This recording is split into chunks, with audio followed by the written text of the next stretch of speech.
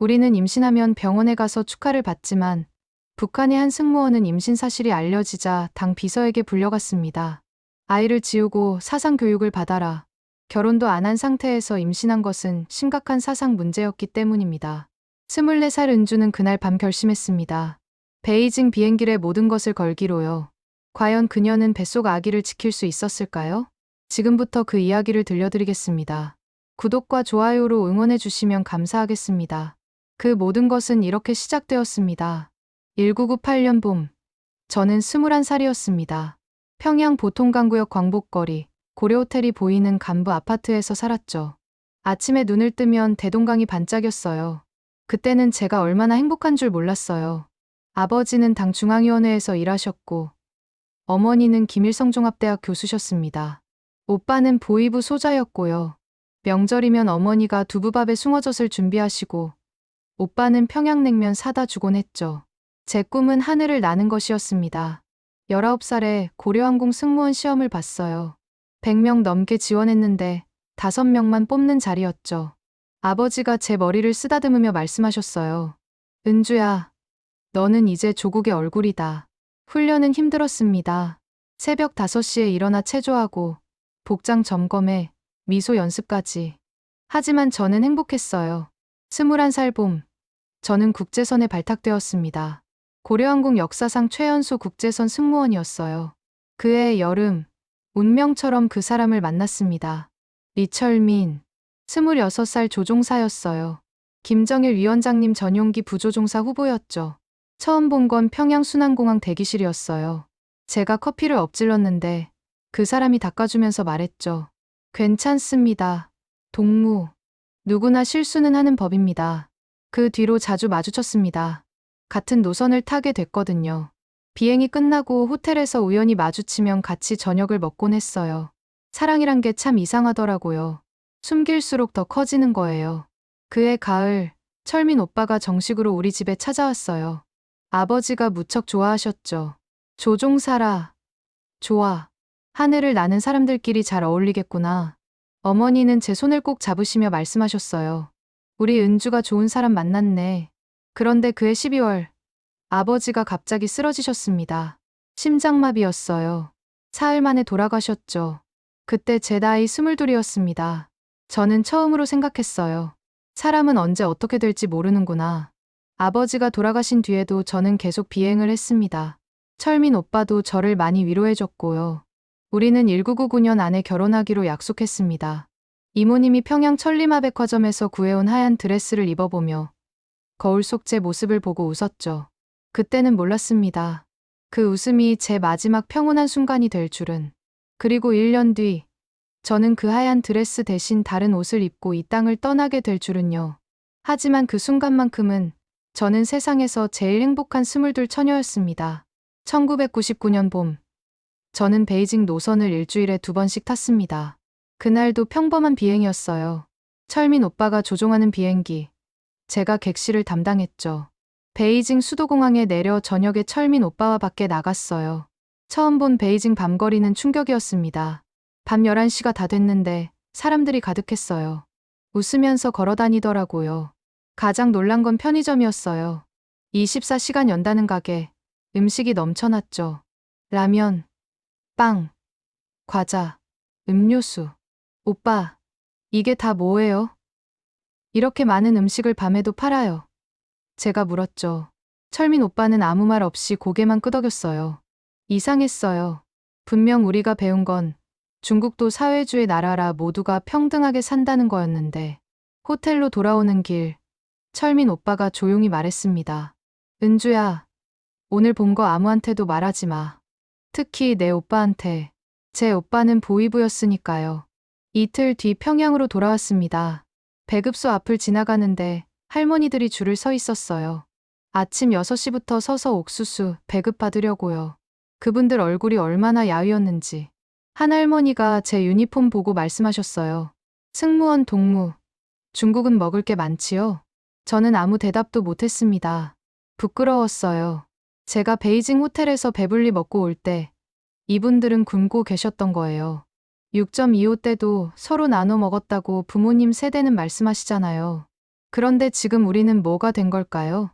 그 뒤로 베이징 갈 때마다 눈이 달라졌습니다. 호텔 식당에서 중국 사람들이 음식 남기는 걸 봤어요. 접시 가득 담았다가 반도 안 먹고 버리더라고요. 저는 생각했습니다.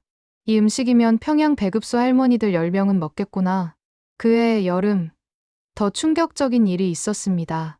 같이 일하던 후배 승무원 정희가 울면서 제게 말했어요. 언니, 우리 아버지가 돌아가셨어요. 어쩌다가? 굶어서요. 배급이 석 달째 안 나왔거든요. 그 말을 듣는 순간 머리가 멍해졌습니다.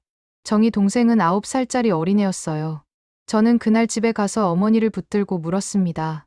엄마, 우리나라가 왜 이래요? 어머니가 제 입을 막으시더라고요. 쉿, 은주야. 그런 말 밖에서 하면 큰일 나. 그때부터였습니다. 제가 배운 모든 것이 흔들리기 시작한 게 학교에서 배웠던 것들. 위대한 수령님, 강성대국, 인민의 낙원. 그게 다 진짠가요? 진짜 낙원이면 왜 사람들이 굶어 죽나요? 어느 날 베이징에서 돌아오는 비행기 안에서 창밖을 보고 있었어요. 구름 위로 해가 지고 있었죠. 예전 같으면 아름답다고 생각했을 텐데 그날은 달랐어요. 저 해는 온 세상을 비추는데 왜 우리만 어둠 속에 있는 것 같을까? 철민 오빠도 변하고 있었습니다. 은주야, 세상은 우리가 배운 것보다 훨씬 넓고 다양해. 저는 무서웠습니다. 오빠가 이런 생각을 하고 저도 이런 생각을 한다는 게. 하지만 동시에 이건 멈출 수가 없었어요. 그해 가을, 결정적인 순간이 왔습니다. 베이징 호텔 방에서 중국 텔레비전을 봤는데 서울이라는 도시가 나오더라고요. 고층 빌딩, 자동차, 밤에도 환한 거리. 우리랑 같은 민족인데 그날 밤 저는 처음으로 금지된 생각을 했습니다. 어쩌면 우리가 틀린 걸까? 하지만 이 생각을 한 순간 제 자신이 너무 무서웠어요. 이건 배신이었으니까요. 그런데도 그 생각은 사라지지 않았습니다. 평양으로 돌아오는 비행기 안에서 저는 창밖을 보며 생각했습니다. 이 하늘 아래 모든 사람이 자유롭게 살 수 있다면 얼마나 좋을까. 1999년 겨울은 유난히 추웠습니다. 거리에 사람들이 줄었어요. 추워서가 아니라 나올 기력이 없어서였죠. 그해 겨울, 정희한테서 또 비보가 왔습니다. 언니, 우리 여동생이. 정희가 울면서 말을 잇지 못했어요. 무슨 일인데? 영양실조로. 죽었어요. 9살이었어요. 저는 그 자리에서 주저앉았습니다. 9살. 그 어린 생명이 먹지 못해서 죽다니. 그때부터 저는 장마당에 자주 갔습니다. 거기 가면 중국에서 몰래 들어온 쌀을 살 수 있었어요. 어머니가 당뇨병이 있으셨거든요. 약이 필요했는데 병원에 가도 약이 없었어요. 인슐린은 지금 구할 수 없습니다. 저는 베이징 갈 때마다 인슐린을 구하려고 애썼어요. 어느 날 장마당에서 쌀을 사고 나오다가 오빠를 마주쳤습니다. 보이부 소자인 제 친오빠요. 은주야, 너 지금 뭐 하는 거야? 장마당에서 쌀 사면 어떡해? 오빠, 엄마 드릴 거예요. 배급이 안 나오잖아요. 오빠가 주위를 둘러보더니 저를 한적한 곳으로 끌고 갔어요. 은주야, 우리 집안 생각 좀 해. 아버지 돌아가신 뒤로 우리 입지가 얼마나 약해졌는지 알아? 내가 이러면 우리 집안 다 망해. 그때 저는 처음으로 오빠한테 화가 났습니다. 오빠, 엄마가 죽어도 괜찮아요. 오빠가 저를 노려봤어요. 너 요즘 이상해. 조심해. 은주야. 그해 봄, 더 끔찍한 일이 있었습니다. 보위부에서 공개 처형이 있었어요. 탈북을 시도하다 잡힌 사람들이었죠. 오빠가 집행에 참여했다고 했어요. 그날 밤 오빠가 술을 많이 마셨어요. 엄마, 나 오늘 사람을 죽였어요. 오빠가 우는 소리였어요. 그때 저는 깨달았습니다. 이 나라는 가해자도 피해자도 모두 불행하게 만드는구나. 철민 오빠도 힘들어하고 있었습니다. 어느 날 조용히 말했습니다. 은주야, 우리 결혼하면 애기도 낳을 텐데 이 나라에서 어떻게 애를 키워? 그 말이 가슴에 꽂혔습니다. 저도 같은 생각을 하고 있었거든요. 그해 여름, 결정적인 일이 일어났습니다. 저희가 결혼 날짜를 잡았거든요. 가을에 결혼하기로 했죠. 그런데 그 준비 과정에서 제가 임신한 걸 알게 됐어요. 아직 결혼 전이었는데 말이죠. 북한에서 결혼 전 임신은 큰 사상 문제입니다. 당 비서가 저를 불렀어요. 김은주 동무. 이건 심각한 문제입니다. 아이를 지우고 사상 교육을 받아야 합니다. 아이를 지우라고요? 제가 다시 물었죠. 저는 그 자리에서 울었습니다. 제 뱃속에 생명이 있는데 그걸 죽이라고요? 그날 밤 철민 오빠를 만났습니다. 오빠도 같은 압박을 받았다고 했어요. 은주야, 미안해. 오빠가 제 손을 잡았죠. 저는 고개를 저었어요. 오빠 잘못이 아니에요. 이 나라가 이상한 거예요. 그때 철민 오빠가 조심스럽게 말했습니다. 은주야, 우리 이 아이를 지키고 싶어. 그리고 이 아이를 자유롭게 키우고 싶어. 그 뒤로 며칠 밤을 뜬 눈으로 새웠습니다. 뱃속의 아기를 생각하면서요. 이 아이는 제 죄가 아니에요. 사랑의 결실이죠. 어머니한테는 차마 말씀드릴 수 없었습니다. 게다가 요즘 어머니 건강도 안 좋으신데 어느 날 밤 철민 오빠가 제 손에 쪽지를 쥐어줬습니다. 집에 와서 펼쳐보니 이렇게 쓰여 있었어요. 이 아이를 지키고 싶소. 함께 떠나시오. 사흘 뒤 베이징 비행이 있소. 그때가 마지막 기회요. 쪽지를 읽으면서 손이 떨렸습니다. 탈북을 말하는 거였어요. 성공하면 자유를 얻지만 실패하면 우리뿐 아니라 가족 모두가 정치범 수용소에 갑니다. 하지만 뱃속 아기를 생각했습니다. 이 아이를 지킬 수 있는 방법은 그것뿐이었어요. 저는 쪽지를 불에 태우고 결심했습니다. 그날 밤부터 저는 몰래 준비를 시작했습니다. 유니폼 속에 입을 옷, 어머니 사진 한 장, 그리고 마지막 용기. 뱃속 아기한테 속삭였습니다. 아가야, 엄마가 너를 지켜줄게. 내가 자유롭게 숨 쉴 수 있는 곳으로 데려가 줄게. 창밖으로 대동강이 보였습니다. 이제 곧 이 풍경과도 영원히 이별할 거예요. 그날 밤 평양 하늘에는 별이 많았습니다. 저는 별을 보며 기도했어요. 하늘에 계신 아버지, 딸을 용서해 주세요. 쪽지를 받은 그날 밤부터 저는 다른 사람이 되었습니다. 사흘 뒤면 베이징 비행이에요. 가장 힘든 건 어머니를 속이는 거였어요. 매일 아침 웃으며 밥을 먹었지만 속으로는 울고 있었죠. 어머니가 말씀하셨어요. 은주야, 내가 건강하고 철민이랑 행복하게 사는 게 엄마 소원이야. 눈물이 났습니다. 이틀 뒤 철민 오빠를 만났습니다. 무섭지? 무서워요. 근데 이 아이 생각하면 할 수 있을 것 같아요. 오빠가 봉지를 줬어요. 중국 돈과 옷, 전화번호가 들어 있었죠. 사랑해. 우리 꼭 성공하자. 그날 밤 짐을 쌌습니다. 유니폼 안에 입을 청바지, 어머니 사진 한 장. 이게 제 24년 인생의 전부예요. 잠이 안 왔습니다. 어머니 방문을 열었어요. 어머니가 주무시고 계셨죠. 무릎을 꿇고 앉았어요. 어머니, 딸이 불효를 하려고 합니다. 용서해 주세요. 어머니 손을 잡았어요. 다음 날 아침 평소처럼 일어났습니다. 은주야, 오늘 베이징 가지. 조심히 다녀와. 네, 어머니. 다녀올게요. 마지막 거짓말이었습니다. 밥을 먹으면서 어머니 얼굴을 자꾸 봤어요. 왜 그렇게 쳐다보니? 그냥요. 어머니가 예뻐서요. 집을 나서며 뒤돌아봤습니다. 은주야, 잘 다녀와. 네, 어머니, 사랑해요. 큰 소리로 외쳤습니다. 공항 가는 길에 보이브 오빠를 마주쳤어요. 은주야, 어디 가니? 베이징 비행 가요. 조심히 다녀와. 오빠, 미안해요. 순안공항에 도착했습니다. 동료들이 인사했어요. 은주 언니. 저는 웃으며 대답했지만 속으로는 이별 인사를 하고 있었어요. 비행기에 올랐습니다. 이륙하자 창밖으로 평양이 작아졌어요. 대동강, 주체사상탑. 저 아래 어딘가에 어머니가 계세요. 1시간 반 뒤 베이징이 보였어요. 저곳에서 제 새로운 인생이 시작될 거예요. 뱃속 아기를 생각했습니다. 아가야, 엄마가 해낼게. 비행기가 착륙했습니다. 제 마지막 비행이었어요. 심호흡을 했습니다. 가방 속에 중국 옷, 어머니 사진, 그리고 뱃속에 제 아기가 있어요. 철민 오빠가 조종석에서 나왔어요. 눈이 마주쳤죠. 오빠가 고개를 끄덕였어요. 저도 끄덕였어요. 준비됐어요.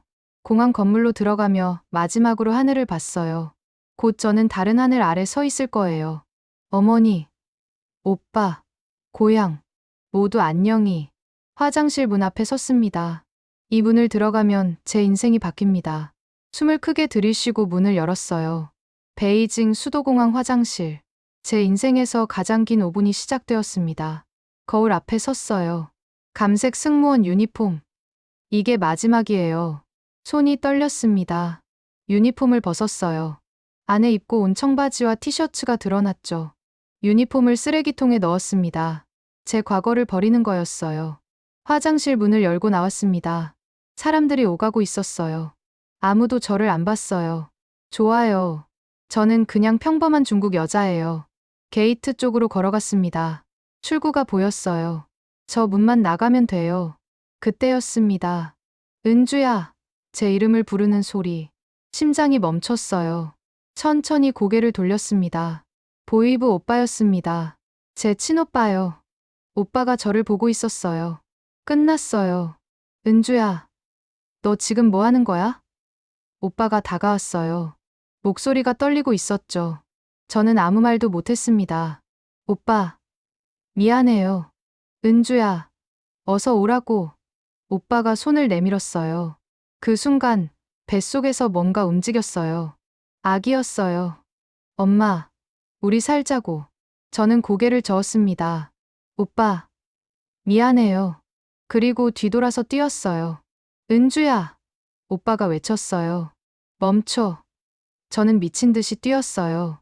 출구가 보였어요. 5미터, 3미터. 문이 열렸어요. 저는 밖으로 뛰쳐나갔습니다. 중국 땅이었어요. 저는 계속 뛰었어요. 뒤에서 오빠 목소리가 들렸어요. 은주야. 점점 작아지고 있었어요. 저는 멈춰서 뒤돌아봤어요. 오빠가 출구 안쪽에 서 있었어요. 유리문 너머로 저를 보고 있었죠. 오빠 얼굴에 눈물이 흐르고 있었어요. 오빠. 미안해요. 저도 울면서 외쳤어요. 오빠가 유리문에 손을 짚었어요. 저한테 손을 뻗는 것 같았지만 닿을 수 없었어요. 누군가 제 팔을 잡았어요. 조선족 남자였어요. 김은주 맞습니까? 네. 빨리 타세요. 검은 차가 서 있었어요. 저는 차에 탔습니다. 창밖으로 공항이 멀어졌습니다. 철민은요? 브로커가 고개를 저었습니다. 못 나왔습니다. 잡혔을 거예요. 세상이 무너졌어요. 철민 오빠가 잡혔어요. 친오빠도 놓쳤고. 저 혼자만 나온 거예요. 차 안에서 울었습니다. 브로커가 말했죠. 울지 마세요. 아직 안전한 게 아니에요. 핸드폰이 울렸어요. 브로커가 문자를 보여줬어요. 은주야, 미안하다. 오빠가 지켜주지 못해서. 그래도 넌 살아라. 사랑한다. 철민 오빠였어요. 차는 계속 달렸습니다. 저는 뒤를 돌아봤어요. 베이징 하늘이 보였죠. 저 하늘 아래 어딘가에 제 오빠가 있을 거예요. 어머니, 딸이 살았어요. 오빠들, 제가 살았어요. 속으로 외쳤습니다. 18분. 화장실에 들어가서 차를 타기까지 18분이었어요. 그 짧은 시간이 제 인생을 완전히 바꿨어요. 베이징에서 사흘을 달려 중국 동북쪽 연변 조선족 마을에 도착했습니다. 브로커가 저를 할머니 댁에 데려다 줬어요. 밖에 나가면 안 돼요. 공안이 단속하거든요. 첫날 밤, 잠이 안 왔습니다. 어머니 방, 오빠 방, 지금 그곳엔 누가 있을까요? 일주일 뒤 브로커한테서 소식이 왔어요. 조종사 리철민, 정치범 수용소 15년형이래요. 15년. 제 철민 오빠가 15년을 수용소에서요. 보이부 김모 소자, 평양에서 추방될 거래요. 가족들은 지방으로 갔을 거예요. 그날 밤 저는 미친 듯이 울었습니다. 어머니, 오빠, 철민 오빠, 모두 저 때문에요. 날마다 악몽을 꿨습니다. 오빠가 저를 원망하는 꿈, 철민 오빠가 수용소에서 고생하는 꿈. 임신 5달이 되었습니다. 할머니가 일자리를 구해줬어요. 조선족 식당 설거지였죠. 임신했다는 거 절대 말하지 마. 하루 12시간씩 서서 일했어요. 임신한 몸으로는 너무 힘들었죠. 어느 날 빈혈로 쓰러졌어요. 조선족 교회 권사님이 오셨어요. 교회에 나와봐. 한국 선교사님들이 도와주신다. 저는 교회에 갔습니다. 선교사님이 눈물을 흘렸어요. 얼마나 힘들었어요. 그날 처음 기도했습니다. 하나님. 저는 하나님을 잘 모릅니다. 하지만 제발 도와주세요. 제 가족들을 지켜주세요. 임신 7개월. 식당 주인이 알아챘어요. 너 임신했지? 나가. 일자리를 잃었어요. 선교사님이 도와주셨어요. 아기 낳고 나면 한국 가야 해요. 임신 8개월. 선교사님이 말씀하셨어요. 다음 달에 출발해야 해요. 저는 무서웠지만 고개를 끄덕였어요. 마지막 밤, 할머니가 제 손을 잡았어요. 은주야, 살아. 내 아기 잘 키워. 잘 살면 돼. 다음 날 새벽, 저는 또 떠났습니다. 임신 8개월 몸으로. 하지만 혼자가 아니었어요. 뱃속에 제 아기가 있었으니까요. 아가야, 이제 우리 진짜 자유를 찾으러 가는 거야. 배를 쓰다듬으며 속삭였습니다. 임신 8개월 몸으로 길을 떠났습니다. 중국에서 베트남까지 버스로 30시간. 좁은 좌석에 배가 불러 힘들었어요. 버스가 덜컹거릴 때마다 배가 아팠습니다. 베트남 국경을 넘었습니다. 위조 서류를 들고 검문을 받았어요. 군인이 제 배를 보더니 눈살을 찌푸렸죠. 심장이 멎는 것 같았어요. 가세요. 가까스로 통과했습니다. 베트남 여관에서 밤에 진통이 왔어요. 안 돼. 아직 안 돼. 선교사님이 말했어요. 진통 같아요. 조심해야 해요. 다음 날 화물 트럭을 탔습니다. 울퉁불퉁한 길을 달렸어요. 갑자기 경찰이 나타났죠. 끝났어요. 하지만 브로커가 뇌물을 주고 넘어갔습니다. 태국 국경까지 이틀간 산길을 걸었어요. 임신 8개월 몸으로 산을 넘는 거예요. 산길 중간에 진통이 왔어요. 진짜 진통이었어요. 주저앉았어요. 브로커가 차갑게 말했어요. 여기 두고 갈 수밖에요. 저는 이를 악물었어요. 괜찮아요. 갈 수 있어요. 조선족 아주머니들이 제 팔을 잡았어요. 우리가 부축해 줄게. 한 아주머니가 배를 눌러줬어요. 이렇게 하면 나아져. 정말로 조금 나아졌어요. 태국 국경을 넘자마자 경찰이 나타났어요. 우리 모두 체포됐습니다. 경찰서에서 진통이 심해졌어요. 애가 나올 것 같아요. 선교사님이 소리쳤어요. 제발요. 한국 대사관 직원이 왔어요. 정말 한국말이었어요. 이제 안전해요. 병원 갈 거예요. 병원에서 의사가 말했어요. 곧 나와요. 그날 밤, 저는 아들을 낳았습니다. 으앙, 아기가 울었어요. 철민 오빠를 닮았어요.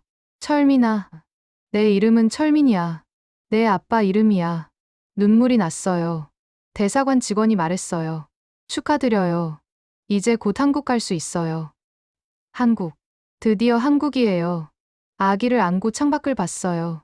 아가야, 우리 해냈어. 2002년 2월, 저는 아들을 안고 인천공항에 내렸습니다. 대한민국 땅이었어요. 자유의 바람이 불었죠. 하나원에 입소했습니다. 여기서는 아이 낳는 게 죄가 아니네요. 선생님이 웃으셨어요. 당연하죠. 병원에서 철민이 검진을 받았어요. 건강해요. 엄마가 잘 지켰네요. 눈물이 났습니다. 하나원 교육 중 놀란 게 많았어요. 편의점에 밤 12시에도 음식이 있다는 것. 밤마다 생각했습니다. 철민 오빠는 수용소에서 살아 계실까? 6개월 뒤 서울에 정착했습니다. 작은 원룸이었지만 제 집이었어요. 대학에 진학했습니다. 항공서비스과였어요. 공부하며 철민이를 키웠어요. 평양 사투리가 남아있어요. 하지만 저는 고치지 않았어요. 이게 제 정체성이니까요. 마트에서 평양냉면을 보면 어머니 생각이 나요. 철민이는 이제 23입니다. 어느 날 말했어요. 엄마, 나 공군 조종사 지원하려고요. 심장이 뛰었어요. 내 아빠도 조종사였어. 아빠가 못 이룬 꿈을 제가 이루고 싶어요. 면회 때 제복 입은 아들을 봤어요. 철민 오빠가 겹쳤어요. 오빠, 우리 아들이 조종사 됐어요. 매일 아침 북쪽 하늘을 봐요. 저 너머에 평양이 있어요. 통일이 되면 어머니 산소에 가고 싶어요. 탈북한 지 23년이 지났습니다. 저는 47살이에요.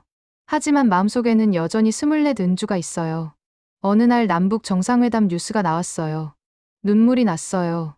철민이가 제 손을 잡았어요. 엄마, 꼭 될 거예요. 그때 할머니 만나러 같이 가요. 자유는 소중합니다. 하지만 자유에도 그리움이 있어요. 저는 자유를 얻었지만 모든 걸 잃었어요. 그래도 후회하지 않아요. 제 아들이 자유롭게 숨 쉬니까요. 같은 하늘 아래, 우리는 언젠가 다시 만날 거예요. 통일이 되는 그날, 저는 고향으로 갈 거예요. 자유 대한민국에서 탈북자 김은주는 오늘도 삽니다. 아들과 함께, 희망과 함께, 통일의 꿈과 함께.